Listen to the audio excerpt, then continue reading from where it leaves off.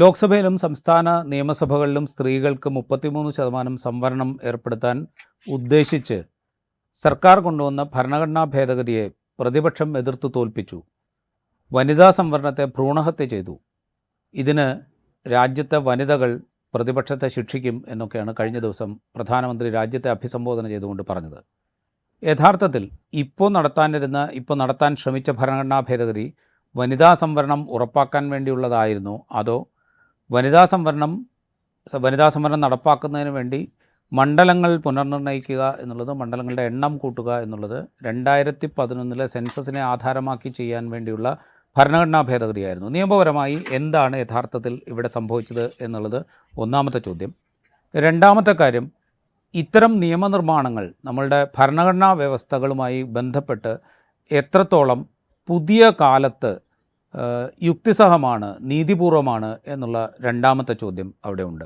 ഇതേക്കുറിച്ചാണ് നമ്മൾ ഇന്ന് സംസാരിക്കുന്നത്. നമുക്കൊപ്പം ഉള്ളത് നിയമവിദഗ്ധനും ഭരണഘടനാ വിദഗ്ധനുമായ സീനിയർ അഭിഭാഷകൻ അഡ്വക്കേറ്റ് മുഹമ്മദ് ഷായാണ്. സ്വാഗതം സാർ. ഞാൻ ആദ്യം ചോദിക്കുന്നത്, യഥാർത്ഥത്തിൽ ഇപ്പോൾ പ്രധാനമന്ത്രി പറയുന്നത് വനിതാ സംവരണത്തിന് വേണ്ടിയുള്ള ഭരണഘടനാ ഭേദഗതിയെ പ്രതിപക്ഷം എതിർത്ത് തോൽപ്പിച്ചു, അതുവഴി സ്ത്രീകളോട് വലിയ ചതിയാണ് പ്രതിപക്ഷം ചെയ്തത് എന്നാണ്. ഇപ്പോൾ ഉദ്ദേശിച്ചത് ഈ 131 ഭരണഘടനാ ഭേദഗതിയിലൂടെ ഉദ്ദേശിച്ചത് യഥാർത്ഥത്തിൽ വനിതാ സംവരണമാണോ, അതോ അത് നടപ്പാക്കുന്നതിന് വേണ്ടിയുള്ള മണ്ഡല പുനർനിർണ്ണയം അത് നടത്താനുള്ള ശ്രമമാണോ? എന്തായിരുന്നു യഥാർത്ഥത്തിൽ ഈ ഭരണഘടനാ ഭേദഗതി? ഇതിൽ രണ്ട് ഇഷ്യൂസ് ആണുള്ളത്. ഒന്ന് വനിതാ സംവരണം, മറ്റൊന്ന് ആർട്ടിക്കിൾ 81 ഉൾപ്പെടെയുള്ള ഭരണഘടനയുടെ 81 അനുച്ഛേദം ഉൾപ്പെടെയുള്ള വകുപ്പുകളിലെ ഭേദഗതി. ഈ ഭേദഗതിയിൽ സംവരണം എന്ന പോർഷനെ നമ്മൾ ഇൻഡിപെൻഡന്റ് ആയി കാണും. എന്നാൽ ടോട്ടൽ നമ്പർ ഓഫ് സീറ്റ്സ്, ഇപ്പൊ നമ്മൾ 543 ലോക്സഭ സീറ്റ്സ് ഉണ്ട്, 530 സ്റ്റേറ്റ്സിലും ബാക്കി യൂണിയൻ ടെറിട്ടറീസ്. ഇത് ഭരണഘടനയുടെ 81 അനുച്ഛേദത്തിൽ എഴുതി ചേർക്കപ്പെട്ട ഡിജിറ്റാണ്. ഇതാണ്, ഈ ഫിഗറിലേക്കാണ് നമ്മൾ വരുന്നത്. അത്രയും നമ്പർ ഓഫ് കോൺസ്റ്റിറ്റ്യുവൻസീസ് ഉണ്ടായിരിക്കും. എന്നാൽ ഈ ഭേദഗതിയിൽ 530 എന്നതിനെ 850 ഭേദഗതി ചെയ്തു. ആ ഭേദഗതി ചെയ്തുകൊണ്ടുള്ള ബില്ലാണ് അവതരിപ്പിച്ചത്.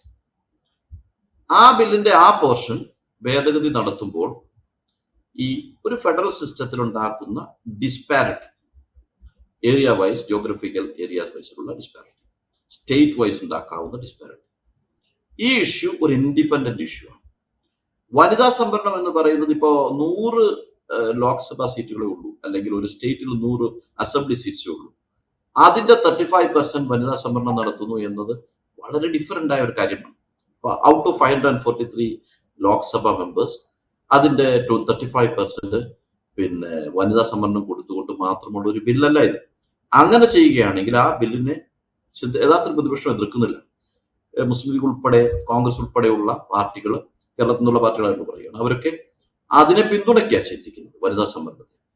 എന്നാൽ കോൺസ്റ്റിറ്റ്യുവൻസീസിന്റെ നമ്പർ കൂട്ടുന്ന അമെന്റ്മെന്റ് കൊണ്ടുവരികയും പുതിയ ഡീലിമിറ്റേഷൻ ആക്ട് കൊണ്ടുവരികയും അതിൽ പോപ്പുലേഷനെ ക്രൈറ്റീരിയ ആയിട്ട് കൊണ്ടുവരികയും ചെയ്യുമ്പോൾ ഉണ്ടാകുന്ന ഡീലിമിറ്റേഷൻ എക്സസൈസിനെയാണ് സത്യത്തിൽ പ്രതിപക്ഷം എതിർത്തിരിക്കുന്നത്.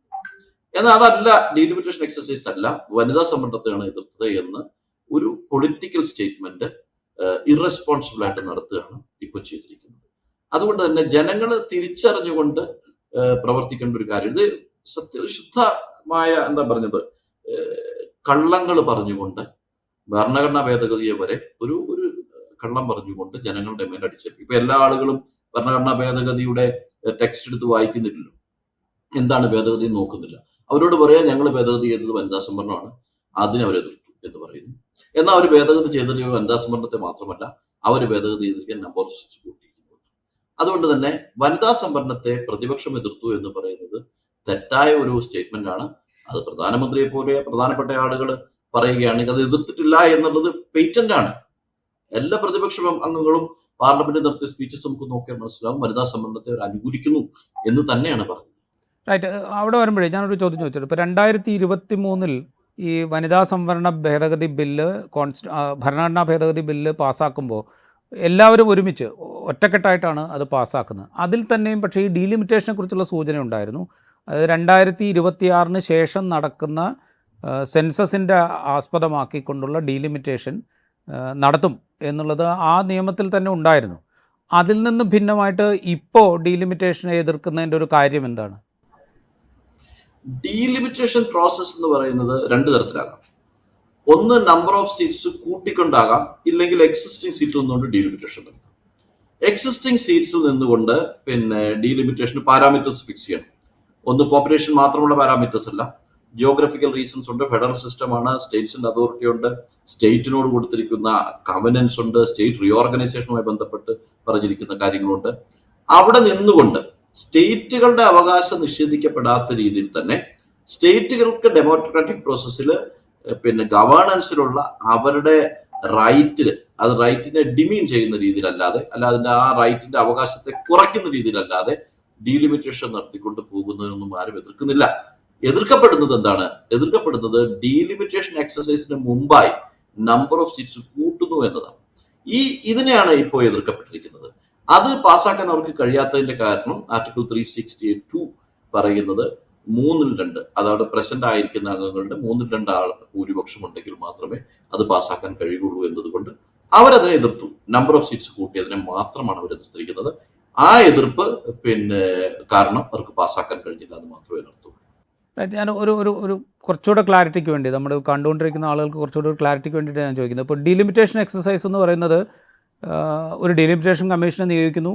ആ കമ്മീഷന് ചില പാരാമീറ്റേഴ്സ് നിഷ്കർഷിക്കുന്നു. അത് ജനസംഖ്യ ഉണ്ടാവാം, ഇപ്പോൾ നേരത്തെ സൂചിപ്പിച്ച പോലെ സംസ്ഥാനങ്ങളുടെ ജനാധിപത്യപരമായ അവകാശം, ഭരണപരമായ അവകാശം, വിവിധ സംസ്ഥാനങ്ങളുടെ റെപ്രസെൻറ്റേഷൻ, ഇതൊക്കെ കണക്കിലെടുത്തുകൊണ്ട് ഈ പാരാമീറ്റേഴ്സ് വെച്ചുകൊണ്ട് മണ്ഡലങ്ങളുടെ പുനർനിർണ്ണയത്തിന് വേണ്ടിയിട്ടുള്ള ഒരു കമ്മീഷനെ നിയോഗിക്കാം. ഇവിടെ സംഭവിച്ചത് ഇത്ര സീറ്റുകളായിട്ട് പുനർനിർണ്ണയിക്കുന്നു എന്ന് പറഞ്ഞതിന് ശേഷം ഒരു കമ്മീഷനെ നിയോഗിക്കാനുള്ള ശ്രമം, അങ്ങനെയാണോ ഇപ്പോൾ നടക്കുന്നത്? അതെ, തീർച്ചയായിട്ടും. അതായത് ഇപ്പോ ഉത്തർപ്രദേശിൽ 80 ലോക്സഭാ സീറ്റുകളുണ്ട്, കേരളത്തിൽ 20 ലോക്സഭാ സീറ്റുകളുണ്ട്, തമിഴ്നാട്ടിൽ 39-40 ലോക്സഭാ സീറ്റുണ്ട്. അപ്പോൾ കർണാടകയിൽ 28 ഉണ്ട്. കേരളത്തിലെ 20 ലോക്സഭാ സീറ്റുകളുടെയും ഡീലിമിറ്റേഷന്റെ സ്വഭാവം മാറ്റണമെന്ന് നമുക്ക് തീരുമാനിച്ചാൽ 20 ലോക്സഭാ സീറ്റിലെയും 20ആയി തന്നെ നിഷ്കർഷിച്ചുകൊണ്ട് അതിന്റെ ബൗണ്ടറീസ്, പോപ്പുലേഷൻ ഒരു ക്രൈറ്റീരിയ ആക്കി വെച്ചുകൊണ്ട് അതിന്റെ ബൗണ്ടറീസ് മാറ്റുന്നതിനൊന്നും ആർക്കും എതിർപ്പില്ല.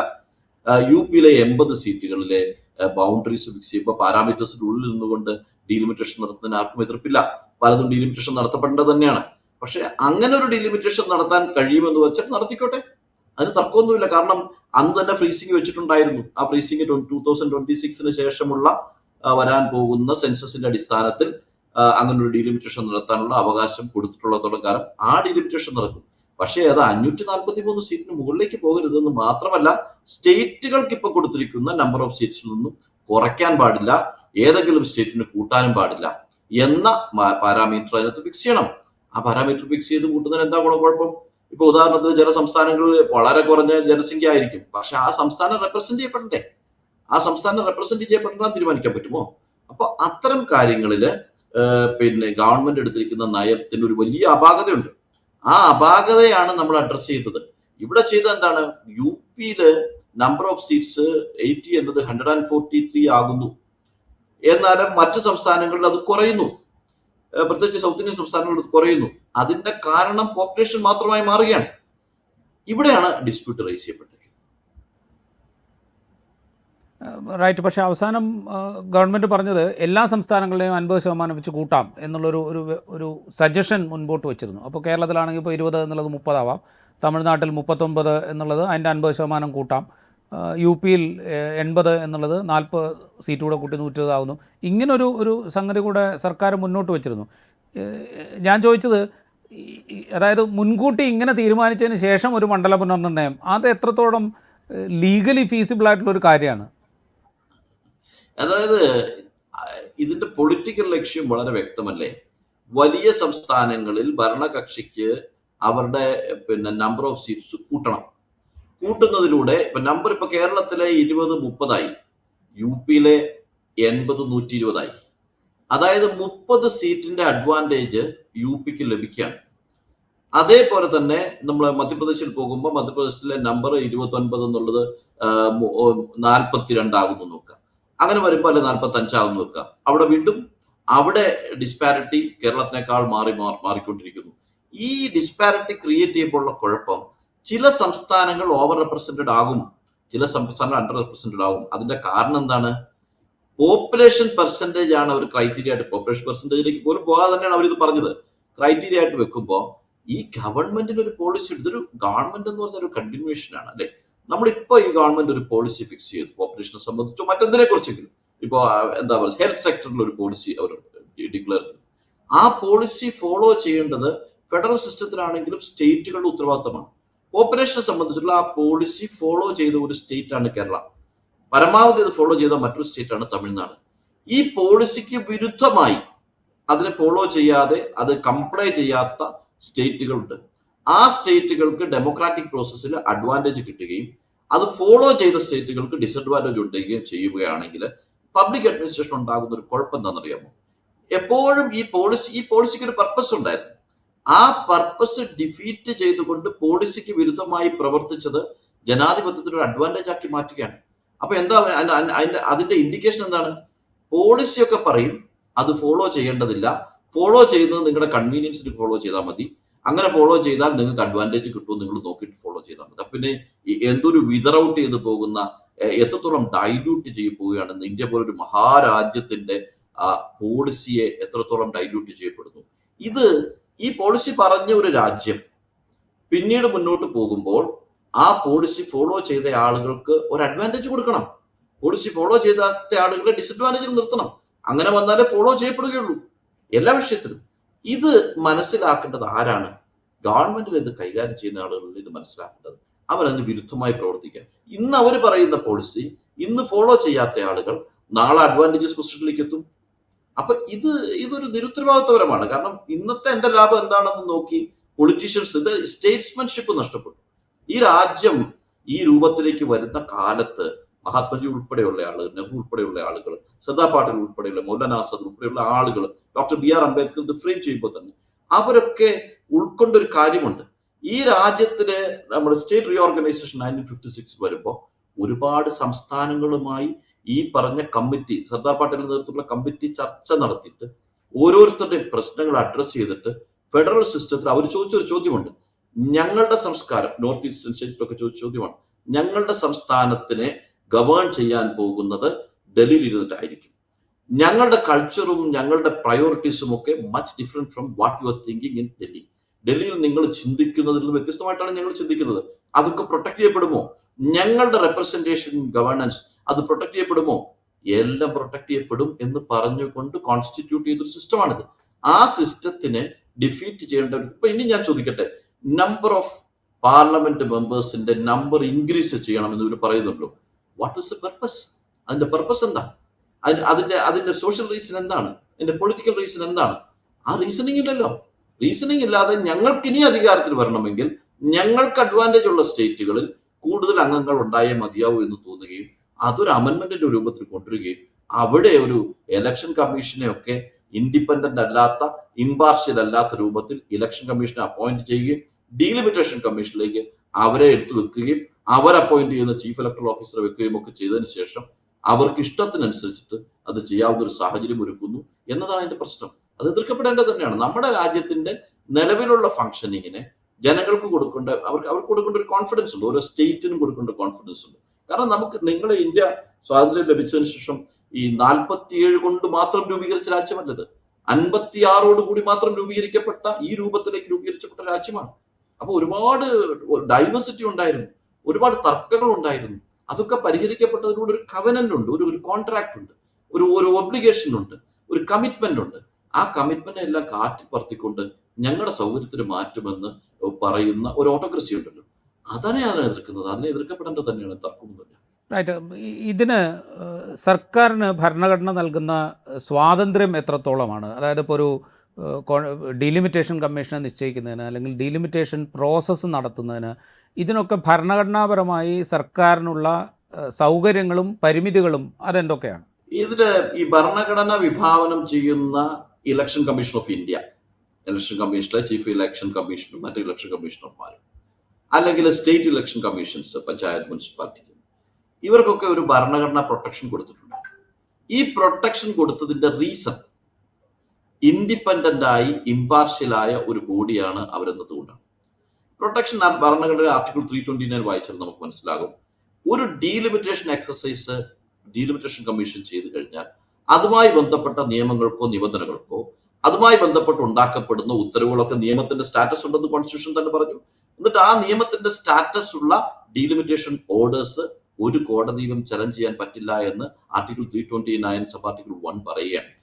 ആ പ്രൊട്ടക്ഷൻ കൊടുത്തത് എന്തുകൊണ്ടാണ്? ഇംപാർഷ്യൽ ആയിരിക്കും ആ പ്രോസസ്സ് എന്നുള്ള ഒരു ഒരു ഒരു എക്സ്പെക്ടേഷനിലാണ് ചെയ്തത്. ഇവിടെ ഒരു വലിയ ലാർജർ അമെന്റ്മെന്റ് 2023 കൊണ്ടുവന്നിട്ട് ഇലക്ഷൻ കമ്മീഷൻ ഓഫ് ഇന്ത്യയുടെ അപ്പോയിന്റ്മെന്റിന്റെ സ്വഭാവം ഒന്ന് മാറ്റി. ഇപ്പോൾ രാജ്യം ഭരിക്കുന്ന എക്സിക്യൂട്ടീവിന്റെ ഇംഗിതത്തിനനുസരിച്ച് election commission of India appoint ചെയ്യാം, മെമ്പർമാരെ അപ്പോയിന്റ് ചെയ്യാം. അവര് റിക്രൂട്ട് ചെയ്യുന്ന, അവര് ഡിപ്ലോയ് ചെയ്യുന്ന ചീഫ് ഇലക്ടറൽ ഓഫീസർമാർ ഓരോ സ്റ്റേറ്റിലും കാര്യങ്ങൾ തീരുമാനിക്കും. അവര് കൂടി ഇരുന്നിട്ടുണ്ടാക്കുന്ന ഡീലിമിറ്റേഷൻ കമ്മീഷനാണ്. അപ്പോൾ അവിടെ എന്താ ചെയ്യുന്നത്? അത് സംഭവിക്കുന്നത് impartial independent decision cannot be expected. അത്ര സ്ഥലത്ത് സത്യത്തിൽ അമെന്റ് ചെയ്യേണ്ടത് 329 ആണ്. 329 ഒരു റൈഡർ വെച്ചിട്ടുണ്ട്, ഇലക്ഷൻ ഡീലിമിറ്റേഷൻ കമ്മീഷനുമായി ഡീലിമിറ്റേഷനുമായി ബന്ധപ്പെട്ട ഉത്തരവുകളൊന്നും ചലഞ്ചബിൾ ബിഫോർ ദ കോർട്ട് അല്ല എന്ന് പറയുകയും, അപ്പൊ ഇവർക്ക് തോന്നുന്നു എന്ത് വേണമെങ്കിലും എഴുതി കൊടുക്കാമല്ലോ, അങ്ങനെ കൊടുത്താൽ ആ 329 പ്രൊട്ടക്ഷൻ എന്ന് പറയല്ലേ. അതുകൊണ്ട് തന്നെ ഇത്തരം ഒരു മാറ്റത്തിനെ തന്നെ എതിർത്തില്ലെങ്കിൽ അവർക്ക് തോന്നുന്ന പോലെ ഒരു ഡീലിമിറ്റേഷൻ നടത്തും, എന്നിട്ട് 329(1) വെച്ച് കോടതിയിൽ വാദിക്കുകയും ചെയ്യും. സുപ്രീം കോടതി അതിന് ശേഷം പലപ്പോഴും പല കേസുകളിലും പറഞ്ഞിട്ടുണ്ട്, ഇത് ശരിയല്ല, ജനങ്ങൾക്ക് എങ്ങോട്ട് പോകും, അവർക്ക് അങ്ങനെ പരാതി ഉണ്ടെങ്കിൽ എങ്ങോട്ട് പോകുമെന്ന ചോദ്യങ്ങളൊക്കെ ചോദിച്ചിട്ടുണ്ടെങ്കിലും ലാർജർ ബെഞ്ചൊക്കെ മുമ്പത്തെ ഈ ഡിസിഷനൊക്കെ വരുമ്പോൾ 2023 അമെന്റ്മെന്റ് ഇല്ല കേട്ടോ. ഈ ഡിസിഷൻസ് ഒക്കെ വരുമ്പോൾ സുപ്രീം കോടതി പറയുമ്പോൾ 2023 അമെന്റ്മെന്റ് ഇല്ല. അമെന്റ്മെന്റിന് മുമ്പ് വന്ന ഡിസിഷൻസിലൊക്കെ പറഞ്ഞിരിക്കുന്നത് ഇംപാർഷ്യൽ ഇൻഡിപെൻഡന്റ് കമ്മീഷൻ ചെയ്യുന്ന തീരുമാനത്തിനെ നിങ്ങൾ കോടതിയിൽ ചലഞ്ച് ചെയ്യാൻ പാടില്ല. എന്നാൽ അത് പോയി 2023 അമെന്റ്മെന്റ് കൊണ്ടുവന്നപ്പോ പിന്നെ ഈ 329 അമെന്റ് ചെയ്യണ്ടേ? ഞങ്ങൾ ഇംപാർഷ്യൽ അല്ല, ഇൻഡിപെൻഡന്റ് അല്ല, ഇവർ ഈ ഗവൺമെന്റ് പോട്ടെ, BJP പോട്ടെ, വേറൊരു ഗവൺമെന്റ് വന്നിരിക്കട്ടെ, അവിടുത്തെ പ്രൈം മിനിസ്റ്റർ തീരുമാനിക്കുന്ന മറ്റൊരു മന്ത്രിയും കൂടി ഇരുന്നിട്ട് പിന്നെ എന്താ പ്രതിപക്ഷ നേതാവിനെ കൂടെ ഇരുത്തിയിട്ട് ഭൂരിപക്ഷത്തോടു കൂടി അപ്പോയിന്റ് ചെയ്യാൻ പോകുന്ന ഇലക്ഷൻ കമ്മീഷൻ ഓഫ് ഇന്ത്യ അല്ലേ വരുന്നത്, ഇലക്ഷൻ കമ്മീഷൻ മെമ്പർമാരല്ലേ വരുന്നത്. അപ്പൊ അവിടെ എവിടെ ഇമ്പാർഷ്യാലിറ്റി, എവിടെയാ ഇൻഡിപെൻഡൻസ്? അപ്പൊ 329 ഉള്ളതുകൊണ്ട് 329 റൈഡർ അപകടകരമായി നമ്മുടെ മുമ്പിൽ നിൽക്കുന്നു. നമുക്ക് എവിടെയും ഇത് ചോദ്യം ചെയ്യാൻ പറ്റാത്തൊരു സാഹചര്യം രാജ്യത്തുണ്ടായിരിക്കുന്നു. ആ മാറ്റവും കൂടി ഉൾക്കൊള്ളണമെന്നാണ് എൻ്റെ അഭിപ്രായം. റൈറ്റ്. അത് പറയുമ്പോഴേ ഇപ്പോൾ ഒരു സപ്പോസ് ഈ ഭരണഘടനാ ഭേദഗതി പാസ്സായിരുന്നു എന്ന് വിചാരിക്കുക. അങ്ങനെയാണെങ്കിൽ സർക്കാർ ഒരു ഡീലിമിറ്റേഷൻ കമ്മീഷൻ നിശ്ചയിക്കുന്നു, സർക്കാർ അതിൻ്റെ മാനദണ്ഡങ്ങൾ നിശ്ചയിക്കുന്നു. ഈ ഡീലിമിറ്റേഷൻ കമ്മീഷനെയോ ഡീലിമിറ്റേഷൻ കമ്മീഷൻ എടുക്കുന്ന തീരുമാനങ്ങളെയോ കോടതിയിൽ ചോദ്യം ചെയ്യുക എന്നുള്ളത് നിലനിൽക്കുന്ന സംവിധാനത്തിൽ, നിലനിൽക്കുന്ന ഭരണഘടനാ വ്യവസ്ഥ അനുസരിച്ച് ഒരു തരത്തിലും സാധ്യമല്ലാത്തൊരു കാര്യമാണ്. സാധ്യമല്ലാത്തൊരു അവസ്ഥയാണ്. മുമ്പ് ഇലക്ഷൻ കമ്മീഷനെ അപ്പോയിന്റ് ചെയ്യുമ്പോൾ ചീഫ് ജസ്റ്റിസ് ഓഫ് ഇന്ത്യ അതിനകത്ത് പാർട്ടിയാണ്. Chief justice of India party ആവുമ്പോൾ ഇമ്പാർഷ്യലായ ഇലക്ഷൻ കമ്മീഷൻ അവിടെ ഉണ്ട്. Chief justice of India, prime minister, opposition leader. അവിടെ ചീഫ് ജസ്റ്റിസ് ഓഫ് ഇന്ത്യ എന്ന പേര് അതാണ് ഇമ്പാർഷ്യാലിറ്റിയുടെയും ഇൻഡിപെൻഡൻസിന്റെയും ഐക്കണതാണ്. അതെടുത്തുകൊണ്ട് മാറ്റുമ്പോൾ ഉണ്ടാകുന്ന കുഴപ്പം എന്താണെന്ന് ചോദിച്ചാൽ തീരുമാനങ്ങൾ ഇമ്പാർഷ്യൽ ആവില്ല.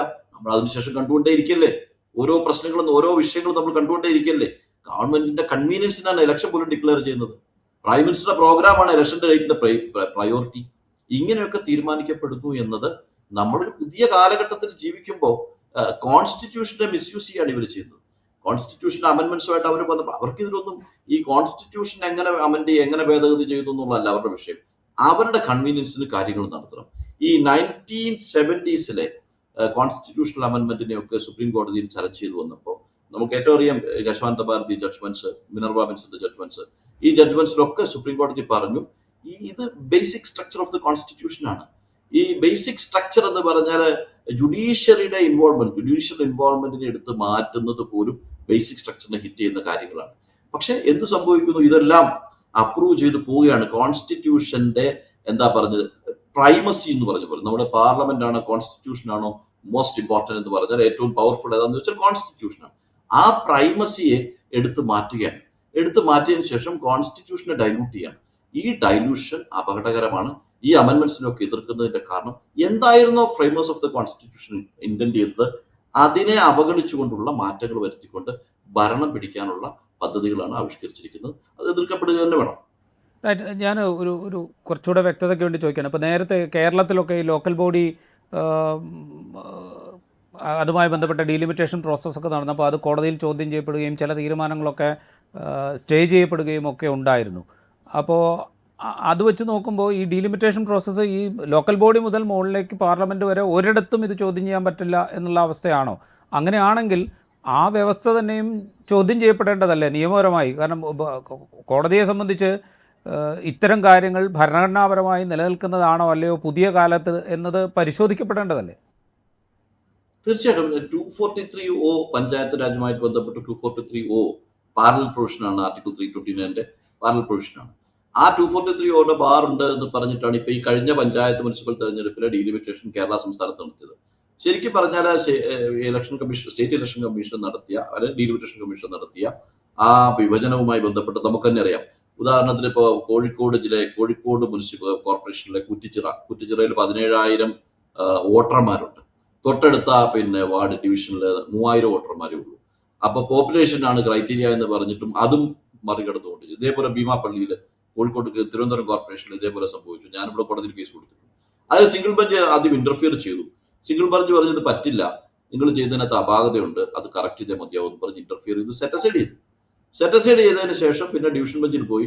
ഡിവിഷൻ ബെഞ്ച് പറഞ്ഞു 243O ബാർ ഉണ്ട്, അതുകൊണ്ട് കോൺസ്റ്റിറ്റ്യൂഷണൽ ബാർ ഉള്ളത് കൊണ്ട് അത് നമുക്ക് ഇന്റർഫിയർ ചെയ്യാൻ പറ്റില്ല, അതിന് കുഴപ്പമില്ല എന്ന് പറഞ്ഞു. അതിന് മേൽ സുപ്രീം കോടതിയിൽ പോയി. സുപ്രീം കോടതി ചെന്നപ്പോൾ സുപ്രീം കോടതി പെൻഡിംഗ് ആണ് മാറ്റർ. അത് മാറ്റർ പെൻഡിംഗ് നിൽക്കുമ്പോൾ ഇലക്ഷൻ നടത്തി. ഇലക്ഷൻ ഡിഫറെന്റ് ആണ് റിസൾട്ട് വന്നപ്പോൾ ഈ ഡീലിമിറ്റേഷൻ നടത്തിയതിനു ശേഷവും ഡീലിമിറ്റേഷൻ നടത്തിയ ഭരണക്കാർ തോക്കുകയും ചെയ്തു. അത് വേറൊരു കാര്യമാണ്. പക്ഷേ പ്രശ്നം എന്താണെന്ന് ചോദിച്ചാൽ അതിനകത്തൊരു അനോമലി ഉണ്ട് എന്ന വിധി സിംഗിൾ ബെഞ്ച് പറയേണ്ടി വന്നതിന്റെ കാരണം ഇൻഡിപെൻഡൻസും ഇമ്പാർഷ്യാലിറ്റി നഷ്ടപ്പെട്ടത് കൊണ്ടാണ്. ഇൻഡിപെൻഡൻസും ഇമ്പാർഷ്യാലിറ്റിയും ഉണ്ടെങ്കിൽ ഇപ്പൊ സുപ്രീം കോടതി ഫൈനലായിട്ട് ഒരു വെർഡിക്റ്റ് പറഞ്ഞു കഴിഞ്ഞാൽ അത് ഈ രാജ്യത്തെ നിയമമായി മാറുകയാണ്. ആ വെർഡിക്റ്റിനെ മറികടക്കാൻ കഴിയില്ല. കാരണം സുപ്രീം കോടതി ഈസ് എൻ ഇൻഡിപെൻഡന്റ് ഇമ്പാർഷ്യൽ എൻറ്റിറ്റിയാണ്.